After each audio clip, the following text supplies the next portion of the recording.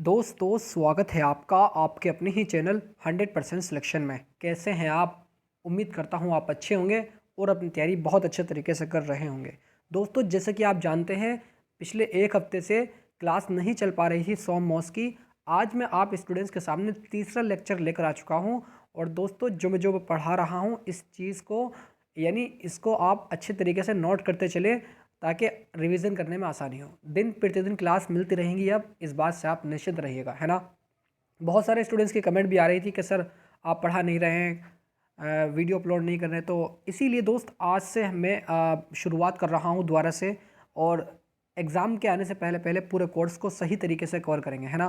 तो ज़्यादा बात नहीं करते हुए फटाफट अंदाज में हम टॉपिक की ओर चलते हैं।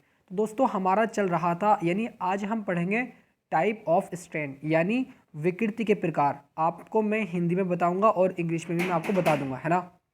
इस बात से आप निश्चिंत रहिएगा। तो इसमें हम दोस्तों देखिए टाइप ऑफ स्ट्रेन कितने प्रकार के होते हैं, 4 प्रकार के होते हैं। एक तो होता है लॉन्गिट्यूडनल स्ट्रेन, और दूसरा होता है लेटरल स्ट्रेन, और तीसरा होता है शियर स्ट्रेन, और चौथा होता है वॉल्यूमेट्रिक स्ट्रेन, है ना। तो इसको हम हिंदी में कहते हैं अनुदैर्ध्य विकृति, और सेकंड को यानी पार्श्व विकृति कहते हैं, और तीसरे को कहते हैं कर्तन प्रतिबल, और चौथे को कहते हैं आयतन विकृति। तो इसका मतलब क्या होता है दोस्त, यानी इसको हम कहेंगे यानी जब हम किसी पदार्थ पर उस पर बल लगाते हैं, किसी भी बॉडी पर जब हम बल लगाते हैं तो उसकी लेंथ जो होती है वो कम हो जाती है, यानी लेंथ में परिवर्तन अपॉन वास्तविक लेंथ। इसका मतलब ये हुआ, जैसे यहाँ पर भी ठीक इसी प्रकार है। तो इस चीज़ को आप समझ सकते हैं। आने वाले जो 5-7 मिनट का जो लेक्चर होगा आने वाले उसमें, तो उसमें मैं आपको अच्छे तरीके से बताऊंगा, है ना। जैसे कि आप यहाँ पर देख रहे हैं, पहला हम लेते हैं लॉन्गिट्यूडनल स्ट्रेन को। इसको कहते हैं हिंदी में अनुदैर्ध्य विकृति, राइट। क्या होता है इसको अच्छे से समझिएगा आप। जब हम किसी भी बॉडी पर अक्षीय बल लगाते हैं, यानी किसी पर एक्सिस पर हम जब बल लगाते हैं तो उसको हम एक्सियल फोर्स कहते हैं। इस चीज़ को भी आप याद रखेंगे, है ना। जब हम किसी भी बॉडी पर अक्षीय बल लगाते हैं तो उसकी लंबाई में जो परिवर्तन होता है तथा वास्तविक लंबाई के अनुपात को लॉन्गिट्यूडनल स्ट्रेन कहते हैं। यानी दोस्तों लॉन्गिट्यूडनल स्ट्रेन जो होता है डायरेक्ट स्ट्रेन के बराबर होता है, राइट, यानी सीधे विकृति के। इस बात को भी आप याद रखेंगे। जैसे कि आप यहाँ पर देख रहे हैं, थोड़ा सा मैं इसको जूम कर लेता हूँ ताकि आपको अच्छे तरीके से दिखे, ठीक है। तो ये बात तो आपके समझ आ गई ना दोस्त, कि जब हम किसी भी बॉडी पर अक्षीय बल लगाते हैं, यानी अक्ष पर, जैसे यहाँ पर आप देख रहे हैं ये एक बॉडी है, ठीक है, इसका एक अक्ष ये रहा, ठीक है।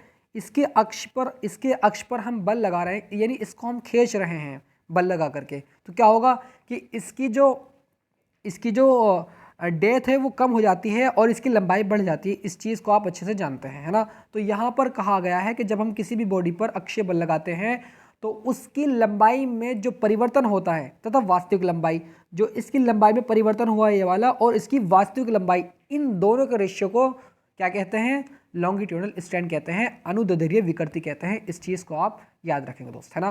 तो एल क्या हो गया, लॉन्ग हो गया। लॉन्ग से आप याद रखेंगे लॉन्गिट्यूडनल स्ट्रेन यानी अनुदैर्ध्य।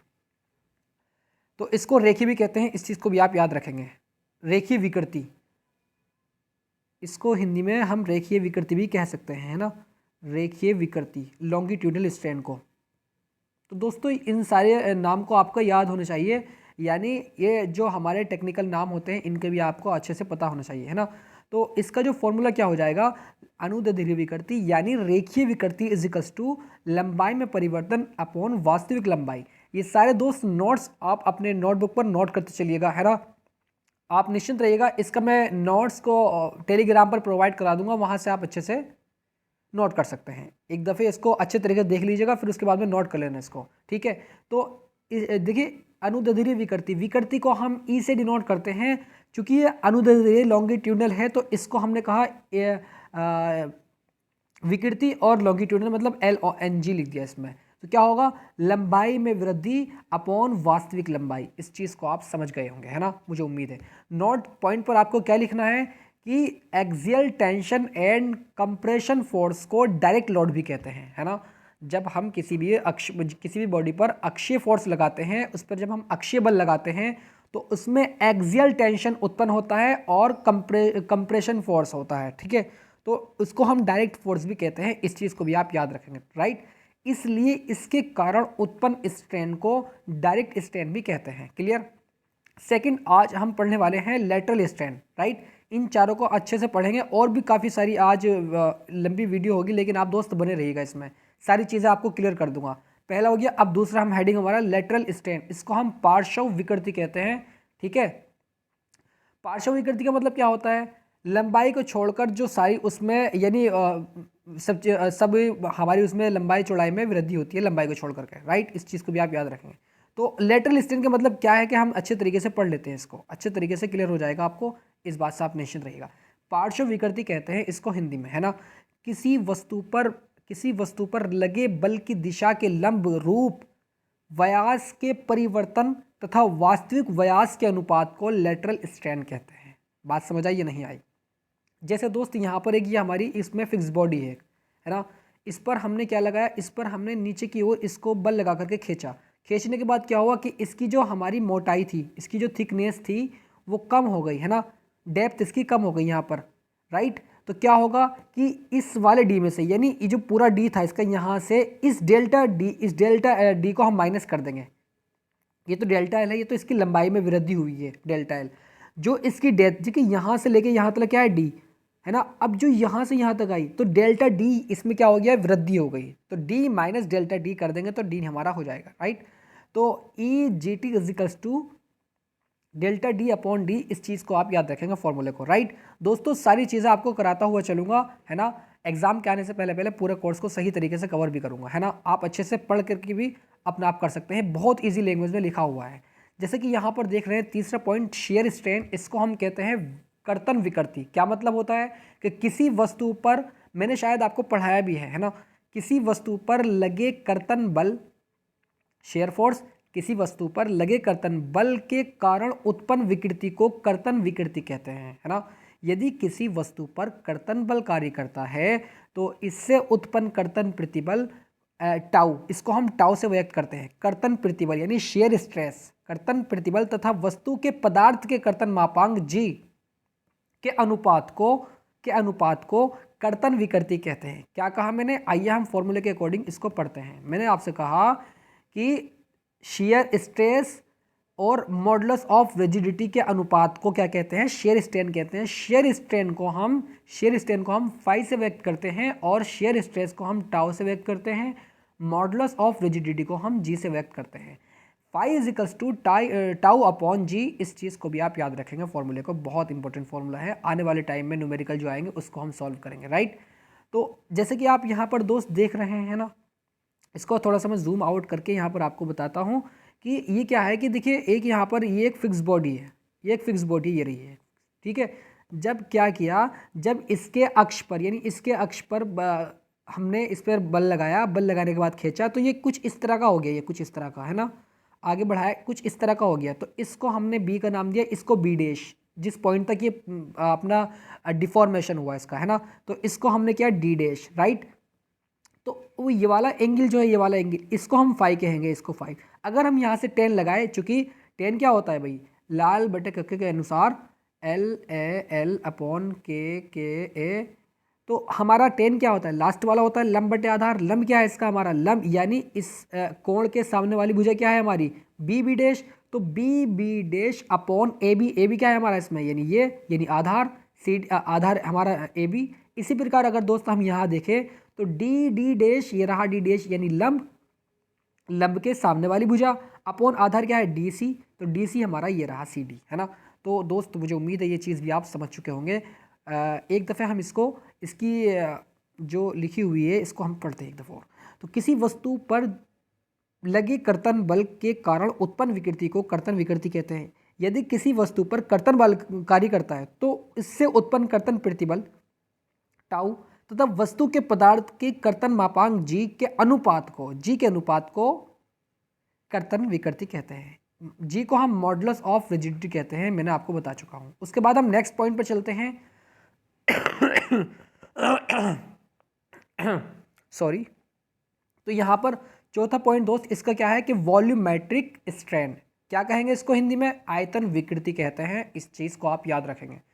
किसी वस्तु पर लगे बलों के कारण वस्तु के आयतन में हुए परिवर्तन डेल्टा वी तथा वस्तु के वास्तविक आयतन यानी वी, इन दोनों के अनुपात को आयतन विकृति कहते हैं, है ना। जैसे यहाँ पर ये हमारा क्या है, ये एक बल कार्य कर रहा है एक्स अक्ष पर, यह हमारा क्या है, एक बल कार्य कर रहा है ये जेड अक्ष पर, एक बल कार्य कर रहा है हमारा वाई अक्ष पर। क्लियर। तो दोस्तों क्या होता है कि जब किसी वस्तु पर लगे बलों के कारण वस्तु के आयतन में हुए परिवर्तन, इनके यानी इसके आयतन में जब परिवर्तन होता है तो उसको क्या कहते हैं हम, आयतन में परिवर्तन और वास्तविक आयतन, इन दोनों के अनुपात को हम क्या कहते हैं, वॉल्यूमेट्रिक स्ट्रेन कहते हैं, राइट। तो यहाँ पर आपको लिखा हुआ है वॉल्यूमेट्रिक स्ट्रेन यानी change in volume divide by original volume, यानी हिंदी में आयतन में परिवर्तन अपॉन वास्तविक आयतन। इसको हम ईवी से व्यक्त करते हैं स्ट्रेन को, है ना, वॉल्यूम स्ट्रेन को। वी मतलब वॉल्यूम, ई मतलब स्ट्रेन यानी विकृति। तो strain is equals to volume strain is equal to delta V upon V. इस फॉर्मूले को भी आप याद रखेंगे, है ना। सॉरी दोस्त, थोड़ी तबीयत खराब मेरी है। तो अब हम पढ़ने वाले हैं आपसे हाँ, तो अब हम पढ़ने वाले दोस्त हुक्स लॉ यानी हुक का नेम क्या होता है, किस तरीके से दोस्त मैं आपको इसको बताऊंगा, आप अच्छे से याद रखेंगे। एक कहानी आप सुनिएगा। कहानी इतनी सी है दोस्त कि मान लेते हैं कि हुक जो है वो एक टीचर हैं, यंग उनके एक क्या हैं, यंग उनके एक ये स्टूडेंट है यंग, है ना, हुक के स्टूडेंट यंग है। तो हुक ने कहा यंग से कि जैसे ये एक बॉडी है, ठीक है, ये एक बॉडी है। तो हुक ने यंग से कि इस बॉडी पर, क्योंकि 1 मीटर की है यहाँ से यहाँ तक, अब इसको थोड़ा सा मैं जूम करता हूँ यहाँ पर। तो हुक ने कहा यंग से कि इस पर 1 kg बल लगाइए, इसके अक्षीय बल लगाइए, ठीक है। तो इन्होंने 1 kg बल लगाया तो ये 1 मिलीमीटर बढ़ा और दोबारा से अपनी वापस शेप में आ गया। फिर उन्होंने कहा कि इस पर 2 kg बल लगाइए। तो जब उन्होंने 2 किलोग्राम उस पर बल लगाया तो वो 2 mm बढ़ा और दोबारा से वो अपनी शेप mm साइज़ में वापस आ गया। जब उन्होंने 3 किलोग्राम लगाया उसके बाद में 3 mm बढ़ा तो फिर दोबारा से ये अपनी शेप एंड साइज़ में आ गया। उसके बाद जब 4 kg लगाया, 4 kg लगाने के बाद देखा तो ये अपनी यहाँ से भी अपनी दोबारा से आकृति यानी शेप एंड साइज़ में पहुँच पा रहा था, है ना। उसके बाद कहा कि इस पर 5 kg बल लगाइए। जब उन्होंने 5 kg इस पर बल लगाया तो ये 4.7 बढ़ा, यानी जिस अनुपात में ये बढ़ रहा था उस अनुपात में नहीं बढ़ा, ये 4.7 mm बढ़ा आगे, है ना। अब ये भी देखा गया कि ये वापस अपनी शेप एंड साइज़ में नहीं पहुंच पा रहा था। हुक ने यंग से कहा 1 किलो लगाओ, 1 mm बढ़ा, वापस पहुंच गया। 2 किलो लगाओ, 2 mm बढ़ा, वापस पहुंच गया। 3 किलो लगाओ, 3 mm बढ़ा, वापस पहुंच गया। 4 किलोग्राम लगाओ, 4 mm बढ़ा, वापस पहुंच गया। 5 किलो लगाने पे वापस नहीं पहुंचा तो 4.7 बढ़ा, तो ये यहीं का यहीं रह गया, है ना। यानी अपनी शेप एंड साइज में नहीं पहुंचा, वो वहीं पर रुक गया, है ना। तो इस चीज़ को क्या कहेंगे दोस्त, आइए उसको अकॉर्डिंग हम समझते हैं। जैसे यहाँ पर ये ग्राफ है ना, ये हमारा एक्स एक्सिस, ये वाई एक्सिस। अब दोस्त यहाँ पर ये क्या है, ये हमारा सिग्मा है, इसको हम स्ट्रेस कहते हैं, यानी स्ट्रेस को हम सिग्मा से व्यक्त करते हैं, प्रतिबल। तो यहाँ पर हमने प्रतिबल लगाया, इतना ही यहाँ पर बढ़ा, है ना, स्ट्रेन यानी विकृति हो गई इसमें। और यहाँ लगाया तो यहाँ पर हो गया विकृति। यानी जिस अनुपात में हम ऊपर बढ़ाते जा रहे हैं ठीक इसी प्रकार में स्ट्रेन भी बढ़ता जा रहा है। यानी एक पॉइंट ऐसा आया, ए पॉइंट ये रहा, इस पॉइंट को हमने ए पॉइंट कहा कि ये पॉइंट जो है ये हमारा इलास्टिक पॉइंट है ना, इसको इलास्टिक लिमिट पॉइंट कहा। ये क्या कहा, प्रत्यास्थ सीमा बिंदु के एक जो ये हमारा पॉइंट है, अगर हम इससे आगे बल लगाएंगे तो अब ये अपनी वापस शेप में नहीं आएगा, वापस शेप में अब ये नहीं आएगा। तो क्या कहेंगे कि स्ट्रेस जो होता है वो विकृति के सीधे समानुपाती होता है। यही हमारा हुक का नेम है, बस, है ना। तो मुझे उम्मीद दोस्त ये चीज़ आपको बहुत अच्छे से समझ आ गई होगी। और मैं आपको यहाँ पर एक बात और बताऊँ, हाँ, ये तो आप जानते हैं कि स्ट्रेन को हम ई से व्यक्त करते हैं ना। तो उसके बाद में क्या हुआ दोस्त, यहाँ पर आप डेफिनेशन भी लिख सकते हैं कि प्रत्यास्थ सीमा के भीतर प्रतिबल जो होता है, यानी प्रतिबल यानी सिग्मा, है ना, प्रतिबल विकृति के यानी स्ट्रेन के विकृति के सीधे समानुपाती होता है, राइट। इस चीज़ को आप याद देखें, stress is directly proportional to strain within elastic limit point. Clear. Elastic limit point. यहाँ पर मैं एक मिस हुआ हूँ पॉइंट, तो यहाँ पर पॉइंट लिख लेना आप। तो इस तरीके से आप बना लिया। अब यहाँ से दोस्त जैसे ही हम इस प्रोपोर्शनल को निशान हटाते हैं तो यहाँ पर बराबर का निशान लगाते हैं। अब यहाँ पर ई आ गया ये, है ना। ई क्या है? मॉडुलस ऑफ इलास्टिसिटी, है ना, प्रत्यास्थ मापांक इसको हम कहते हैं हिंदी में। तो ई का मान निकालेंगे, E is equals to sigma upon E. तो अब क्या कहेंगे कि प्रतिबल और विकृति के अनुपात को, प्रतिबल और विकृति के अनुपात को मॉडुलस ऑफ इलास्टिसिटी कहते हैं। इस चीज़ से भी आप डेफिनेशन निकाल सकते हैं इसकी, है ना। उसके बाद में इसका संशोधित नियम भी हम पढ़ने वाले हैं आज। हुक का संशोधित नियम क्या कहता है उसको भी हम ध्यान से समझेंगे, है ना।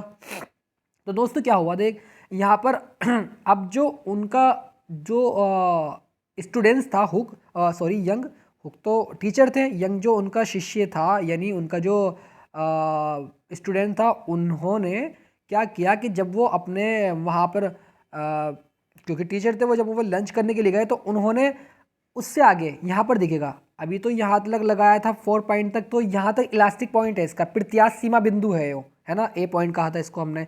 अब यहाँ से जैसे ही इन्होंने 4.1 kg लगाकर चेक किया तो यहाँ से भी ये अपनी शेप एंड साइज में वापस पहुँच पा रहा था, है ना, अपनी शेप एंड साइज में वापस पहुँच पा रहा था। तो यहाँ पर 4.02 mm बढ़ा यहाँ पर आगे, यहाँ तक तो ये सीधे मतलब समान अनुपात में बढ़ रहा है, लेकिन उसके बाद जब 4.1 kg लगाया तो यहाँ पर 4.02 mm बढ़ा, राइट।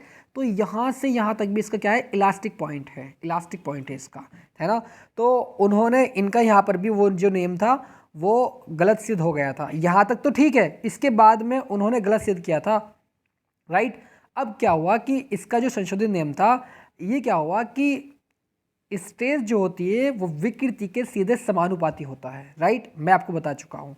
अब ई क्या है, ई यहाँ पर क्या है दोस्तों, यहाँ पर हम प्रपोर्शनल निशान हटाते हैं और ई लगाते हैं। ई यहाँ पर यंग मॉडुलस है, यंग मापांक है ना। तो यंग जो थे उन्होंने उनके जाने के बाद जब वो लंच करने के लिए गए तो उन्होंने इस पर वो करके देखा है प्रैक्टिकल, 4.1 kg बल लगाया इस बॉडी पर और लगाने के बाद देखा तो 4.02 mm बढ़ रहा और दोबारा से अपनी शेप एंड साइज में वापस पहुंच पा रहा था। तो यहाँ तक इसका क्या हो गया, ये वाला पॉइंट जो हो गया, अब ये इसका इलास्टिक लिमिट पॉइंट हो गया, प्रत्यास्थ सीमा बिंदु हो गया, है ना। तो इसके नियमों में इन्होंने संशोधन किया था हुक के नियम में। उसके बाद क्या हुआ दोस्त, तो ये चीज़ तो आप समझ चुके हैं, समानुपाती सीमा के भीतर प्रतिबल विकृति के सीधे समानुपाती होता है, इस चीज़ को आप याद रखेंगे। अब दोस्तों यहाँ तक तो सीधा बिल्कुल समान मिल रहा था, है ना, यहाँ को स्ट्रेस है यो यानी प्रतिबल लगा रहे हैं, यहाँ को समान अनुपात में बढ़ रहा। अब उसके बाद में यहाँ से लेके देखिए प्रपोर्शनल लिमिट पॉइंट है ये, यहाँ से यहाँ तक क्या है, ये प्रपोर्शनल लिमिट पॉइंट है, लिमिट पॉइंट है ना।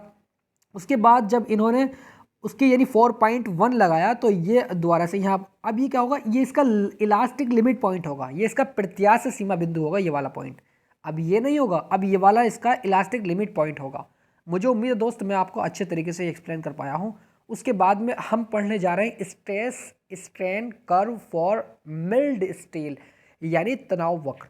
क्या होता है दोस्तों, बहुत ज़्यादा इंपॉर्टेंट है आपके एग्जाम के पॉइंट ऑफ व्यू से, है ना। तो मैकेनिकल और सिविल वालों दोनों के लिए मैं ये वीडियो को रिकॉर्ड कर रहा हूँ, क्योंकि कॉमन पार्ट अभी चल रहा है तो दोनों के लिए है ना। तो दोस्तों देखिए ये जो ग्राफ है किस तरीके से, अब क्या होगा कि ये हमारा एक एक्सिस है और ये वाला एक्सिस है, ठीक है। अब यहाँ तक तो ये क्या हुआ था कि यहाँ तक तो बिल्कुल सही तरीके से हुक का नियम लागू हो रहा था। उसके बाद में उन्होंने यंग ने संशोधित किया इसमें, तो यहाँ पर ये पॉइंट इसका आगे बढ़ गया, यानी ये हमारा प्रपोर्शनल लिमिट पॉइंट है, ठीक है। और ये वाला पॉइंट क्या हो गया, ये हमारा इलास्टिक लिमिट पॉइंट हो गया, इलास्टिक लिमिट और पॉइंट, ठीक है, ये हमारा इलास्टिक लिमिट पॉइंट हो गया, क्लियर। तो उसके बाद में क्या हुआ, उसके बाद में सब इसके बारे में दोस्त हम पढ़ेंगे, है ना। जैसे ये हमारा ओरिजिनल है, ये हमारा क्या है, ये ओरिजिन पॉइंट है यानी मूल बिंदु इसको हम कहते हैं। ये हमारा स्ट्रेन, इधर को हम स्ट्रेन यानी विकृति हो रही है, इधर को हम स्ट्रेस यानी प्रतिबल लगा रहे हैं, राइट। अब उन्होंने क्या हुआ कि दोस्त उसके बाद में यहाँ से यहाँ तक, फिर उसके बाद में इन्होंने बल जब लगाया और जब ये लास्ट में पहुँचा ऊपर बी पॉइंट पर, तो ये बी पॉइंट क्या है, ये येल्ड अपर येल्ड पॉइंट कहते हैं इसको हम क्या कहते हैं, अपर येल्ड पॉइंट कहते हैं इसको, है ना। जब बल हटा रहे तो बल हटाने के बाद में ये यहाँ तक पहुँच गया। अब यहाँ पहुँचने के बाद ये इसका yield lower yield limit point हो गया, लोअर येल्ड, लिमिट पॉइंट, इन सभी पॉइंटों के बारे में हम पढ़ेंगे, है ना। अब क्या हुआ दोस्त, इसके बाद में ये खुद ही जो पदार्थ है ये खुद ही बढ़ रहा है, लगातार बढ़ता जा रहा है। डी पॉइंट पर जब पहुंचा उसके बाद में इन सभी पॉइंट के, यानी यहाँ से यहाँ तक जोन, यहाँ से यहाँ तक जोन, यहाँ से सारे जोनों के बारे में दोस्त हम पढ़ने वाले हैं। आप निश्चिंत रहिएगा, अभी मैं ऊपर ऊपर इसको एक्सप्लेन कर रहा हूँ, बाउंस भी लग रही होगी, कोई बात नहीं। तो दोस्तों यहाँ से लेके यहाँ तक पॉइंट पर, है ना। उसके बाद क्या हुआ कि ये पदार्थ पर जब बल लगाया तो ये कौन सा, ये हमारा अल्टीमेट पॉइंट होता है, इसको हम अल्टीमेट पॉइंट कहते हैं। उसके बाद में अब इसको हम नेक पॉइंट कहते हैं। अब इसके जोन को क्या कहते हैं वो मैं आपको अभी बताने वाला हूँ।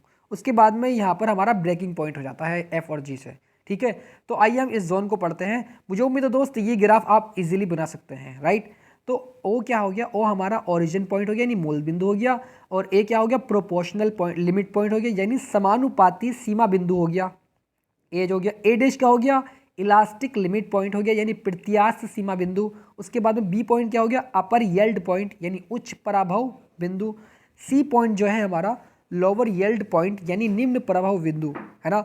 डी पॉइंट जो है स्टैंग यहाँ पर ये बी है, स्टैंग बार्डनिंग स्ट्रैंड पॉइंट, राइट। उसके बाद में क्या हो गया, ये ई यानी अल्टीमेट पॉइंट, चरम बिंदु इसको हिंदी में कहते हैं हम। नेकिंग पॉइंट जो मैंने आपको लास्ट में बताया, चूंकि ये गर्दन की तरह झुकता है, राइट। उसके बाद में मैंने आपको बताया यहाँ पर जी क्या हो गया, ये ब्रेकिंग पॉइंट हो गया, राइट।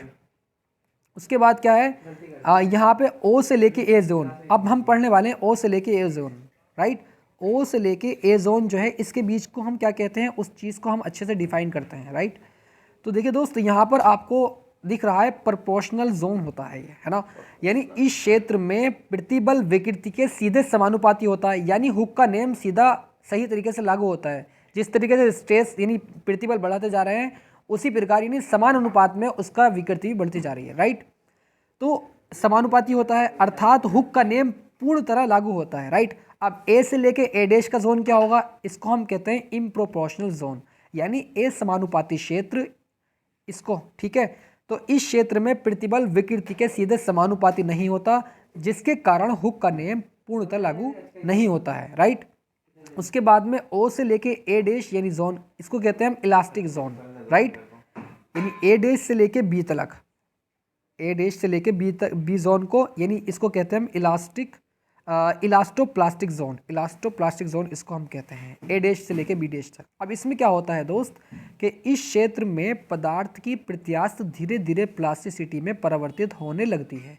बिंदु बी पर इलास्टिसिटी प्लास्टिसिटी में परिवर्तित हो जाती है।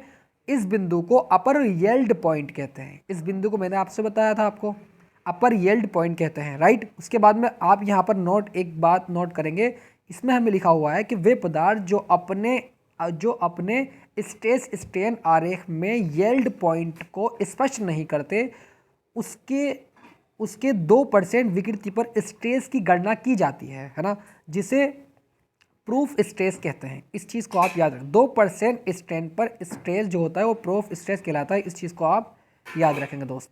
उसके बाद में हम पढ़ेंगे बी से जी तक का जोन। क्या होता है कि बिंदु बी के उपरांत यह पाया गया कि पदार्थ पर लोडिंग की मात्रा, पदार्थ पर यानी उस बॉडी पर पदार्थ की मात्रा कम करने के बावजूद पदार्थ की लंबाई लगातार बढ़ती चली जा रही थी, जिससे येल्ड या कहा जाता है, जिसे लोअर येल्ड पॉइंट कहते हैं। क्लियर, इस चीज़ को आप याद रखेंगे दोस्त, है ना। उसके बाद में हम पढ़ने वाले हैं नोट, यानी इसको आप नोट कर लीजिएगा। मृदु इस्पात यानी मेल्ड स्टील अकेला ऐसा पदार्थ है जिससे 2 येल्ड पॉइंट होते हैं, है ना। इस चीज़ को आप याद रखें। अब सी से लेकर डी जोन बहुत ज़्यादा इंपॉर्टेंट है दोस्त, आप स्टूडेंट्स के एग्जाम के दृष्टिकोण से। तो यहाँ पर देखिएगा, इस क्षेत्र में कांस्टेंट स्ट्रेस पर पदार्थ की लंबाई बढ़ती पाई जाती है। जो सी से डी का जोन है, इसमें क्या होता है कि पदार्थ में कांस्टेंट स्टेट यानी स्थिर प्रतिबल पर पदार्थ की लंबाई बढ़ती पाई जाती है, जो कि नॉन रिकॉरेबल है ना। उसके बाद में डी से ई जोन क्या होता है, स्ट्रेन लोडिंग जोन इसको हम कहते हैं, राइट। तो इसके बारे में आप पढ़ेंगे यहाँ पर कि पॉइंट डी तक पदार्थ के अणु बहुत अधिक डिफॉर्म होने के कारण ये एक प्रकार की हीट का निर्माण करते हैं। क्या होता है कि पॉइंट डी तक, जो पॉइंट डी है यहाँ तक पदार्थ के अणु बहुत अधिक डिफॉर्म होने के कारण ये एक प्रकार की हीट का निर्माण करते हैं, हीट उत्पन्न हो जाती है डी पॉइंट तक, राइट, जो कि पदार्थ के सरफेस पर एनर्जी की एक लेयर बनाती है। इस चीज़ को आप याद रखेंगे दोस्त, जिसके घर्षण को सहने की क्षमता बढ़ जाती है, घर्षण को सहने की क्षमता बढ़ जाती है। यह प्रक्रिया पॉइंट ई पर समाप्त हो जाती है, जिसे अल्टीमेट पॉइंट कहते हैं। अल्टीमेट पॉइंट मैंने आपको बताया था, है ना। उसके बाद में क्या होता है, जब ई से लेके एफ जोन क्या होता है कि नेकिंग जोन उसको हम कहते हैं, गर्दन की तरह झुक जाता है वो। इस क्षेत्र में पदार्थ बहुत अधिक पतला हो जाता है। उसके बाद में एफ और जी का जोन क्या होता है, ब्रेकिंग जोन इसको हम कहते हैं। क्या होता है कि इस क्षेत्र में पदार्थ दो टुकड़ों में विभाजित हो जाता है, टूट जाता है। तो ये सारे पॉइंट दोस्त हम पढ़ चुके हैं, ये वाले जो मैं आपको एक दफ़ा और दिखा देता हूँ इसको। यहाँ से लेके इस जोन को क्या कहेंगे, इसको क्या कहेंगे, इसको क्या कहेंगे, इसको क्या कहेंगे, ये सारे जोन हम दोस्त पढ़ चुके हैं। आप अपनी नोटबुक पर नोट कर लीजिएगा इसको। आपको पीडीएफ मिल जाएगा टेलीग्राम पर, अगर ज्वाइन नहीं हुए हैं तो ज्वाइन हो जाइएगा, डिस्क्रिप्शन में आपको लिंक दे दूँगा, है ना। उसके बाद में हम पढ़ने वाले हैं आज, हाँ आज के लिए दोस्त इतना ही काफ़ी है। फिर अगली वीडियो में मैं आपको बहुत इम्पोर्टेंट चीज़ बताऊंगा। तब तक के लिए आप बने रहिएगा। God bless you students, love you and take care.